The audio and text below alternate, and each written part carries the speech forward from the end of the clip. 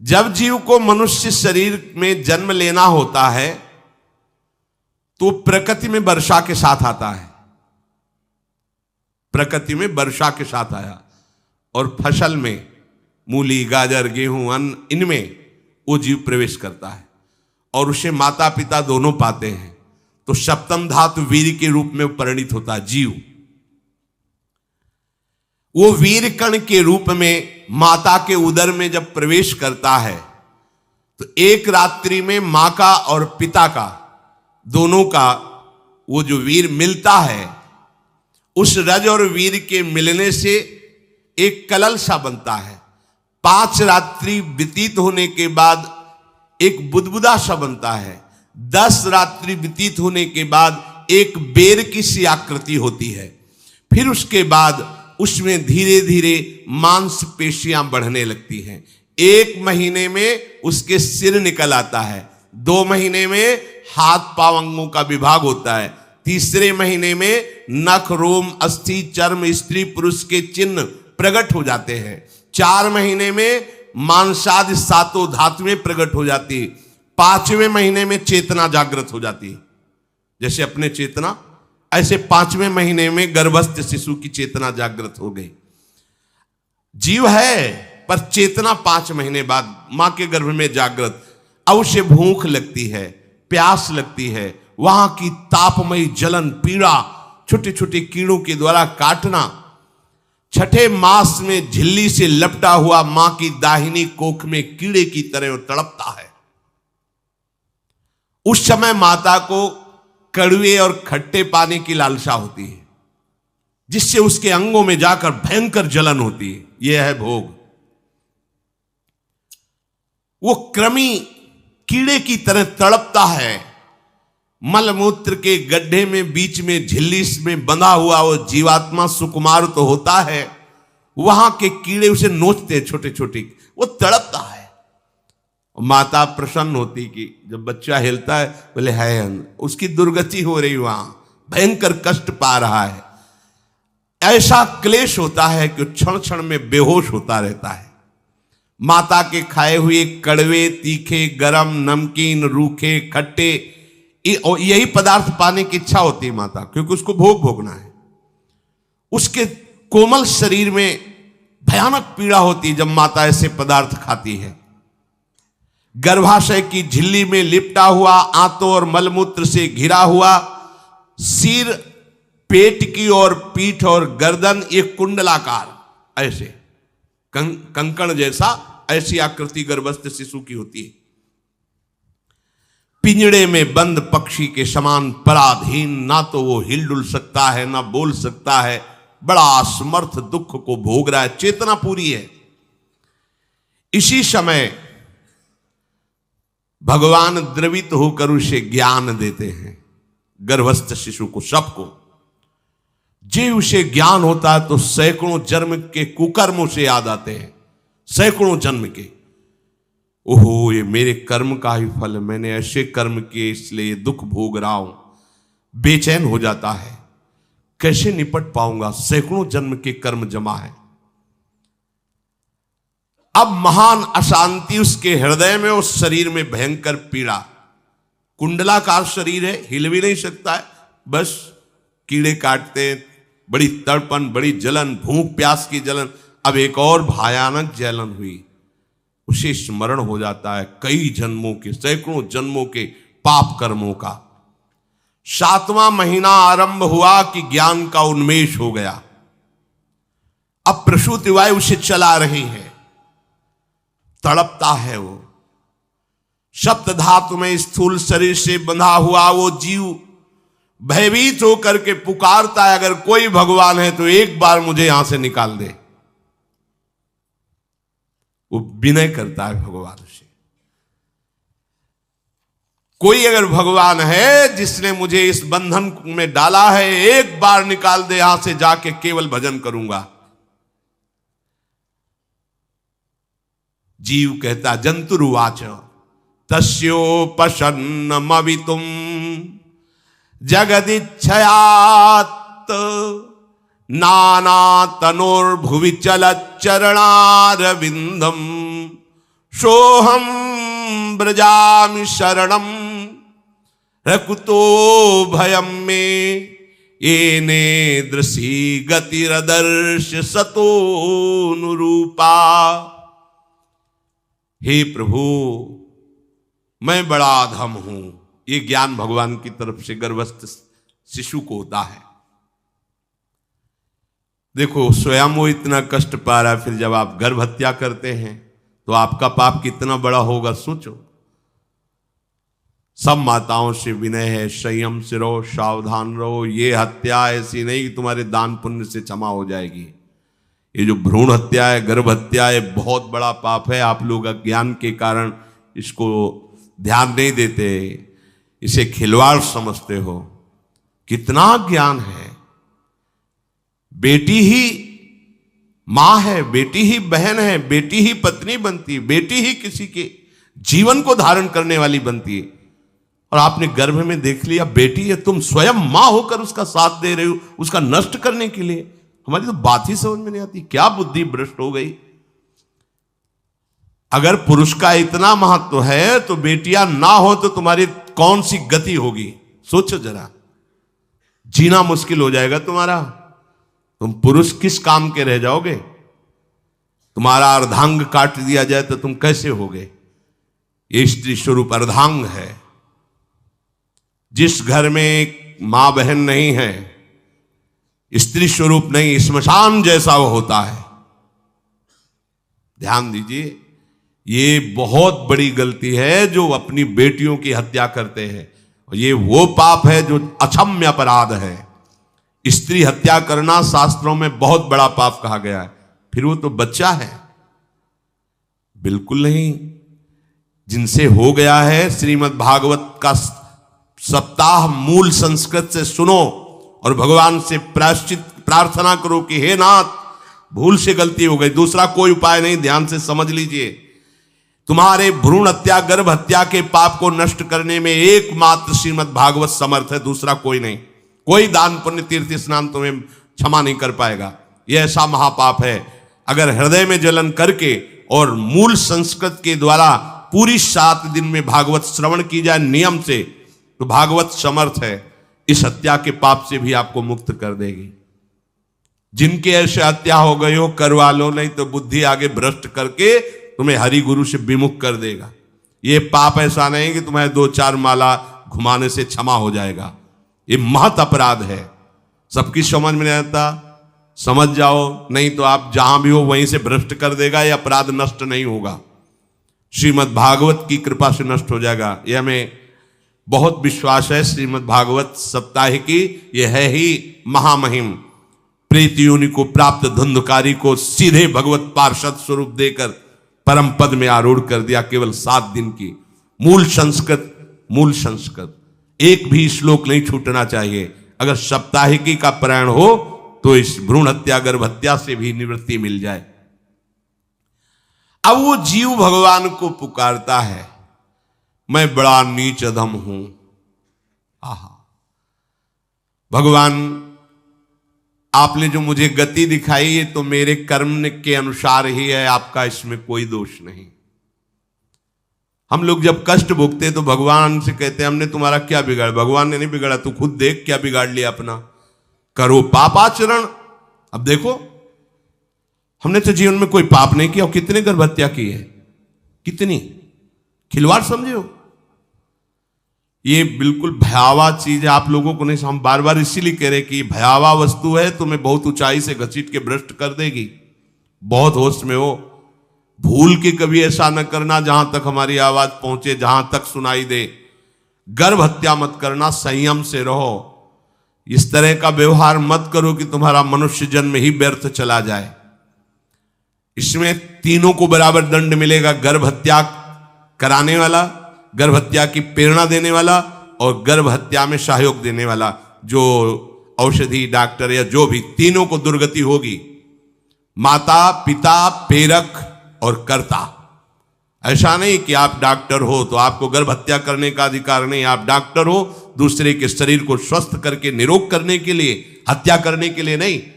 कोई भी हमारा संविधान ऐसा आदेश नहीं करता कि आप गर्भ हत्या कर दो, ना भागवतिक और ना भारतीय संविधान। ऐसा संविधान आदेश नहीं करता। अब वो जीव कह रहा है कि प्रभु मेरे योग्य ही है, आपने जो मुझे दंड दिया है। मैंने सुना है कि आपकी शरण में जो आता है आप उसकी रक्षा कर लेते हैं। आपकी जो शरण में हो जाता है वो इस भूमि पर, भारत भूमि पर, विश्व पर निर्भय विचरण करता है, कोई उसे भय नहीं प्रदान कर सकता। प्रभु मैं इस माता के उदर में माया का रहस्य न जानने के कारण ऐसे कर्म किए कि मैं आ गया हूं, बहुत दुख पा रहा हूं। हे निर्विकार अखंड बोध स्वरूप परमात्मा, मैं बार बार नमस्कार करता हूं। प्रभु मेरे ऊपर कृपा कर दो, एक बार इस गर्भ से निकाल दो, मैं यहां से बाहर जाकर आपका निरंतर भजन करूंगा। ये वादा करके आए हम प्रभु से सब। प्रभु ने करुणा करके हमें चांस दिया है मनुष्य शरीर। प्रभु मैं बहुत जन्मों से इस समय स्मृति आ रही, देख रहा हूं कर्मों में भटकता रहा आपसे विमुख होकर के। ये जो मुझे अभी ज्ञान हो रहा है केवल आपकी कृपा से तत्कालिक है, तत्कालिक। एक तत्कालिक वैराग्य होता है, जैसे कथा सुनियो मन में आया कि अब तो भजन ही करना है, ये तत्कालिक है, स्थायी नहीं है। इसे स्थायी बनाओ। प्रभु आप अंतर्यामी हो, आप सब कुछ जान रहे हो। तीनों तापों की शांति के लिए भक्तजन आपका भजन करते हैं। मैं देहधारी होकर जीव माता के उदर में मलमूत्र से रुधिर की झिल्ली में फंसा हुआ माता की जठराग्नि के ताप से जल रहा हूं। प्रभु एक एक क्षण में यहां विकल होकर केवल इंतजार कर रहा हूं कि किस समय मुझे यहां से निकाला जाएगा। दीन बंधु यहां से कब मैं निकलूंगा। स्वामिन आप बड़े दयालु हो, आप जैसे उदार प्रभु ने मुझ गर्भस्थ शिशु को ये ज्ञान दिया। हे दीन बंधु आप अपनी कृपा से प्रसन्न हो जाइए। प्रभु एक बार निकाल दीजिए, मैं ऐसा भजन करूंगा कि दोबारा संसार के दुख में नहीं आऊंगा। कपिल भगवान कहते हैं, हे माता, वो गर्भस्थ बालक शिशु भगवान से प्रार्थना करता है, भगवान का आदेश होता है, तत्काल प्रसव वायु धक्का मारती है। जे ही प्रसव वायु धक्का मारती तो उसको ऐसा भयंकर कष्ट होता है, जैसा पीछे लिखा है कि जैसे जिंदा किसी की चमड़ी उतारी जाए, ऐसा मां के गर्भ से निकलते समय उसे कष्ट होता है। वो अत्यंत कष्ट से व्याकुल होता है। उसी समय उसका वो ज्ञान नष्ट हो जाता है जो भगवान ने दिया था। उस समय उसकी श्वास की गति रुक जाती, जैसे किसी का गला दबा दिया जाए तो कैसा लगेगा। ऐसे ही पूरी की पूरी भागवती की स्मृति नष्ट हो गई। होश आया तब देखा कि वो बाहर पड़ा हुआ है, माता के उस मलमूत्र में सना हुआ बिष्ठे की कीड़े की तरह। गर्भवास में जो दिव्य ज्ञान प्रकट हुआ था भगवान की कृपा से, वो सब नष्ट हो गया। भूमि परत भा ढाबर पानी, तिम जीवे माया लपटानी। चेतन आई तो रोने लगा। वो ज्ञान कहां गया, वो ज्ञानदाता कहां गया। वो कहता कहां कहां, बोले थाली बजाओ बच्चा हुआ है। और वो तो रो रहा है कि कहां, वो ज्ञान कहां गया जिसके बल से मैं कह रहा था कि बाहर निकाल दो, मैं आपका भजन करूंगा। सब खत्म ज्ञान। जो लोग उसका अभिप्राय नहीं समझते वो उत्सव मनाते हैं, बालक हुआ है, वो रो रहा है, वो कहां गया ज्ञान, कहां कहां कहां। छोटा बालक यही रोक कहता कहां। अभी जो ज्ञान उत्पन्न हुआ था, जो अभी भगवान का बोध हुआ था, वो कहां गया कहां गया। घर परिवार के लोग उसका पालन पोषण करते रहते हैं, उसमें कोई निषेध करने की शक्ति नहीं हो रही। मच्छर काट रहा है, दुख हो रहा है, हटा नहीं सकता बालक। उस जीव को शिशु अवस्था में जब कपड़ों पे लिपेट कर ऐसे लिटाया जाता है तो इतना कोमल त्वचा होती कि कपड़े भी उसको, जैसे खुजलाहट है, पीड़ा है या जलन है, बिल्कुल कोमल त्वचा होती, कुछ नहीं कर सकता हो, बस रो सकता है।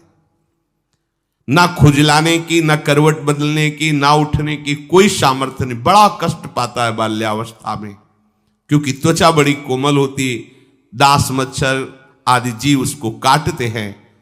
गर्भावस्था का कोई ज्ञान नहीं रहा, सिर्फ रोना ही रोना रह रहा। इस प्रकार उसकी बाल्यावस्था कटी, कौमार अवस्था आई, पौगंड अवस्था, इनमें वो खिलवाड़ में फंस गया। जैसे जैसे बड़ा होता जाता, चेतना, गुनगुना, ये कार, ये प्लास्टिक के ऐसे, उनमें मगन है।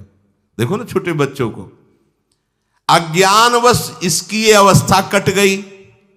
बड़े भाग्यशाली ऐसे भी बच्चे हैं जो तुतला के बोलते, उनकी मैया कहती राधा बोलो, राधा।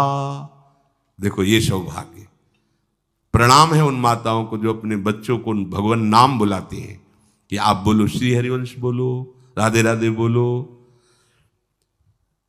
धीरे धीरे उसकी युवावस्था पहुंची। इस समय उसके अंदर एक भूत सवार होता है, जवानी का भूत है, ये सबके सवार होता है।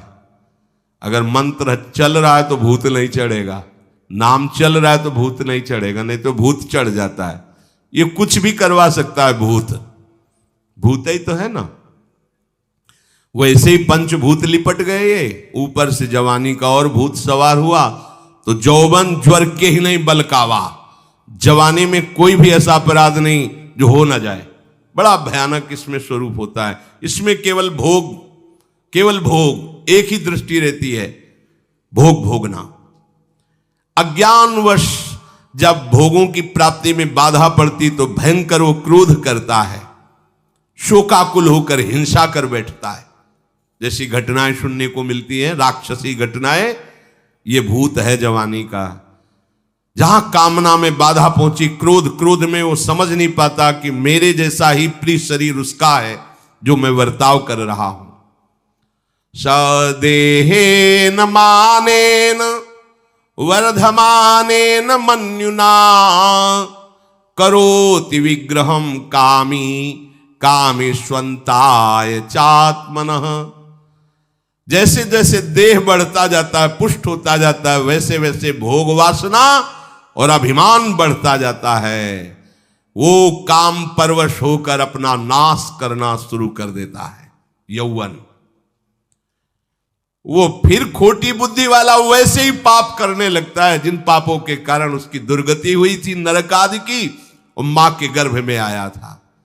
देहाभिमान वश निरंतर मैं करूंगा, मैंने भोगा, मैं वो भोगूंगा।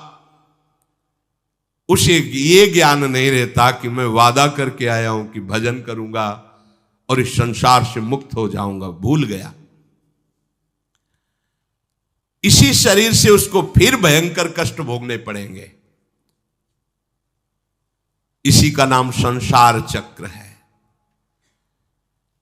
अगर कहीं उसे सत्संग मिल जाए, सन्मार्ग में चल दे, तो माया भेजती है दो प्रकार के लोग उनको भ्रष्ट करने के लिए।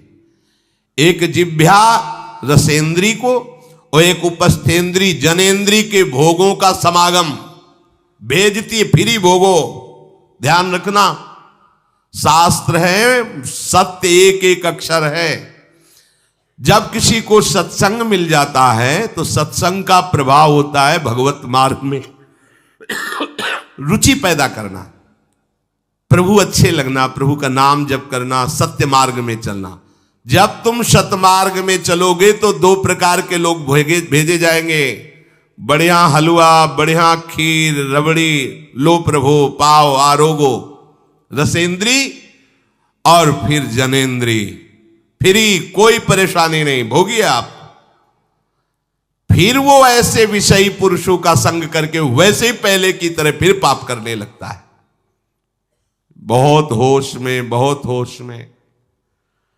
इनको ऐसे लोगों का संग कराया जाता है जिससे सत्य, शौच, पवित्रता, दया, संयम, लज्जा, क्षमा, यश, मन इंद्री का संयम, ये सब सद्गुण नष्ट हो जाएं, ऐसे लोगों का संग कराया जाता है।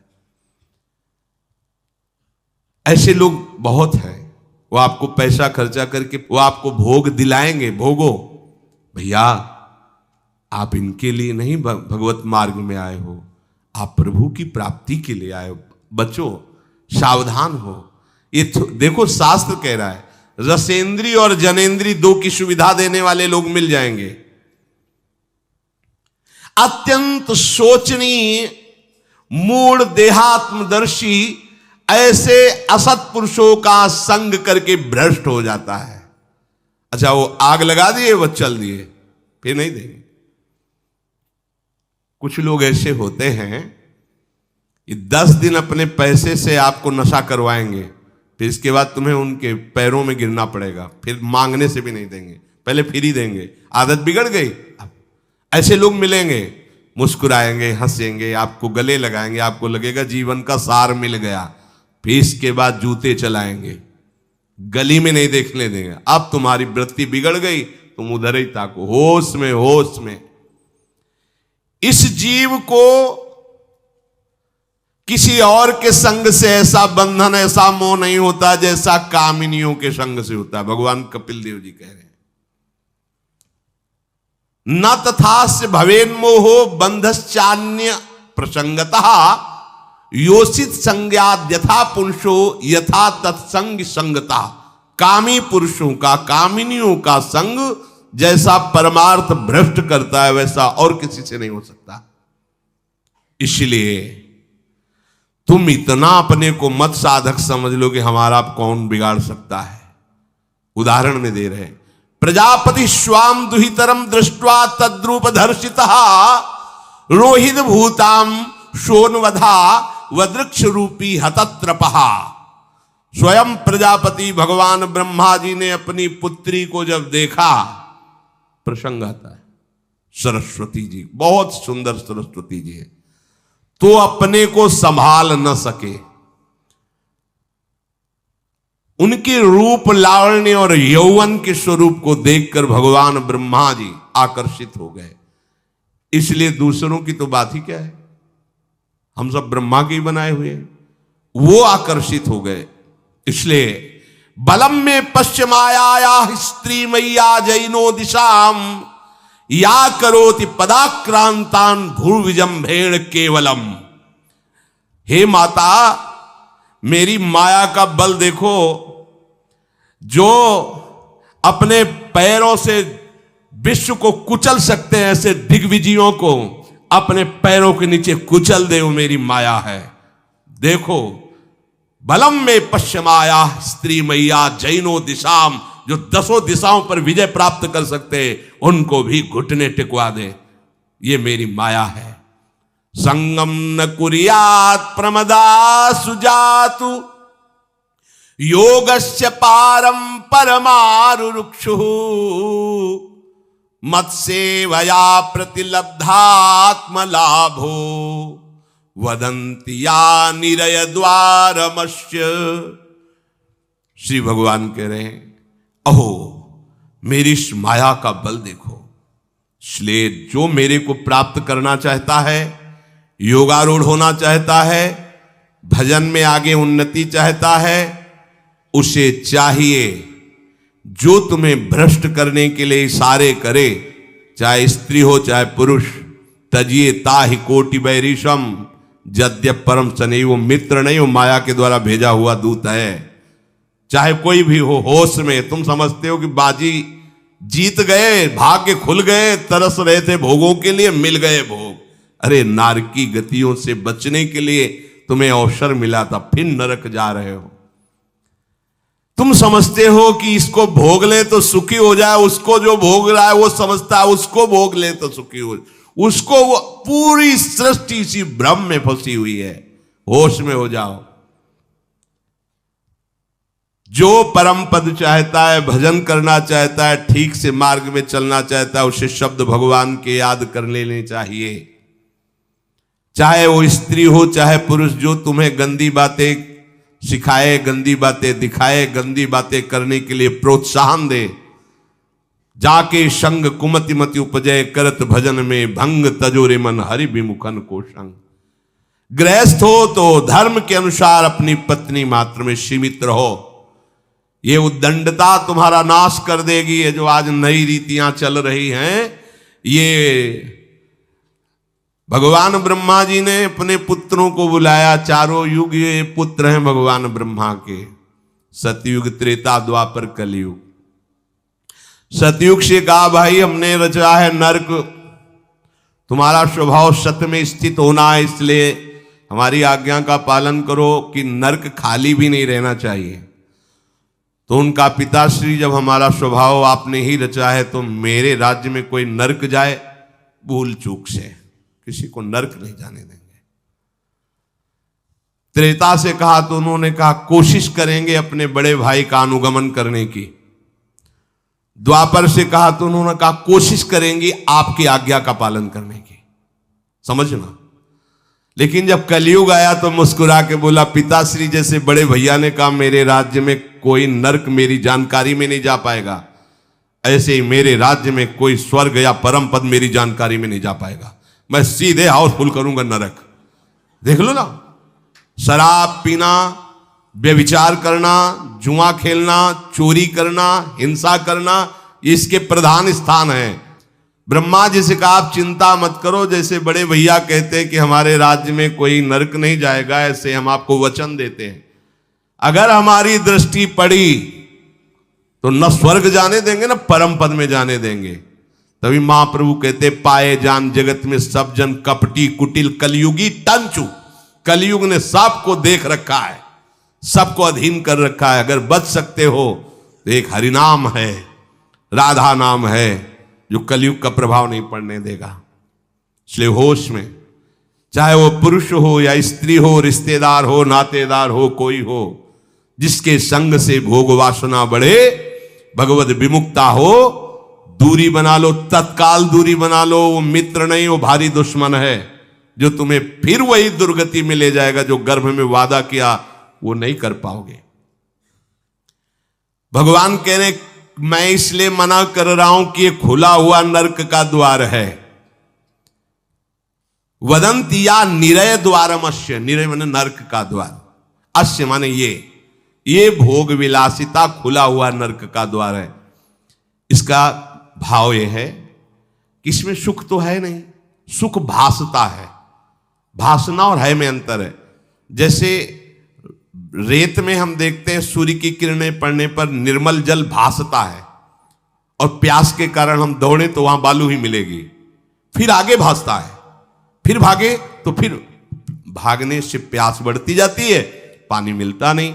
ऐसे ही परस्पर आकर्षण में सुख भासता है, होता नहीं। जब हम उसको स्वीकार कर लेते हैं तो एक मन में उदासी आती कि यहां वो तो मिला नहीं जो चाह रहे थे, तो वो दूसरा दिखाता है, वो आगे, वो उधर गया तो फिर वो पूरा जीवन नष्ट हो जाता है। और मिला नहीं क्योंकि है नहीं, भासता है, सुख भासता है नहीं। प्रभु में सुख भासता नहीं, प्रभु में सुख है, भासता नहीं है। इसलिए जो भासता में लगे वो प्रभु में नहीं लग पाते, क्योंकि यहां भासता नहीं है, वहां भास रहा है, और है नहीं। यहां है, भास नहीं रहा है तो है का परिचय नहीं है, इसलिए वो यहां लग। और जो लग गया तो नाच नाच के मीरा जी कहती पायो जी पायो मैंने राम रतन धन पायो। पति है। प्रथम रात्रि में मीरा जी ने राणा साहब से कहा कि आप हमारी बात शायद समझ सकते हो, आप हमें स्पर्श मत करना। मैंने सुहाग गिरधर के नाम का भरा है, मैं तुम्हारी पत्नी नहीं हूं। लोक व्यवहार के कारण तुम पति रूप में आए हो, तो मैं चाहती हूं कि तुम मेरा सहयोग करो। मैं एक पतिव्रता हूं गिरधर की। मेरे तो गिरधर गोपाल बैठे थे एक ही सैया में, उतर के चरणों में बैठ गए। मीरा जी के चरण पकड़े के अहो भाग्य, मुझे ऐसे सौभाग्य मिला कि आपका पति होने का। एकांत में आप हमारी गुरु होंगी और समाज में आप पत्नी का स्वांग करेंगी, जिससे आपको विक्षेप नहीं पड़े। आजीवन निर्वाह किया, एकांत में गुरुवत मीरा जी के प्रति व्यवहार करते राणा साहब, और व्यवहार में मीरा जी पत्नी जैसा व्यवहार में बाहर, और अंतर में ऐसी सदगति हुई राणा की जो बड़े बड़े योगियों को दुर्लभ है। वो मीरा जी जीवन में कभी भी किसी भोग को स्वीकार नहीं किया। गिरधर के रंग राची, सब भोग चरणों में लुट रहे थे। सोचिए, राज परिवार में ब्याही गई, क्या था, किसी भी सुख की आकांक्षा नहीं। यह है रंग श्री हरि का। है नहीं ना उनमें सुख, जो है सुख वो मिल गया तो फिर भासने की तरफ क्यों बढ़ेगा। इसलिए ये जो मेरी माया है, ये मित्र बनकर पहले सेवा के बहाने से धीरे धीरे पास आती है। आती है का शब्द माया के लिए है, वो किसी भी रूप में होगी। माया का कोई रूप नहीं आज तक वर्णन किया गया, कोई भी रूप हो, वस्तु, व्यक्ति, स्थान, घटना, कुछ भी। उपासक जब समझ नहीं पाता तो वही उसके नाश का कारण बन जाती है। बहुत सावधान, हमें नहीं पता किस रूप में आएगी। जिनको पता है हम उनको अपने पास रखें। वो है नाम, राधा राधा, फौरन पता चल जाएगा आपको पक्का। ये ठीक नहीं, नहीं बहुत श्रद्धा, नहीं बिल्कुल हटो, बिल्कुल हटो, अंदर से बिल्कुल हटो। नहीं तो कोई समझाने वाला थोड़ी था बचपन से हमें कि भाई पास कोई हो, यही नाम। जहां कहीं कोई प्रियता, कहीं आश्रमों में कहीं कुछ समझ में, हटो हटो हटो, ये नाम हटाते हटाते हटाते जहां लगाना चाहिए वहां लगा दिया। नाम अगर है अंगरक्षक तो तुम्हें माया से बचाता रहेगा, क्योंकि जिनकी माया है उन्हीं का नाम है। वो खूब अच्छे से जानता है, माया को पहचानता है। नाम आप नहीं पहचानोगे पक्का, क्योंकि वो बाहर से ही नहीं आती, वो अंदर से भी आती है। ये सब माया के ही पार्षद है, मन बुद्धि चित्त अहंकार सब माया में है। नाम चलेगा तो अंदर और बाहर दोनों जगह सुरक्षित रखेगा, पकड़ लीजिए।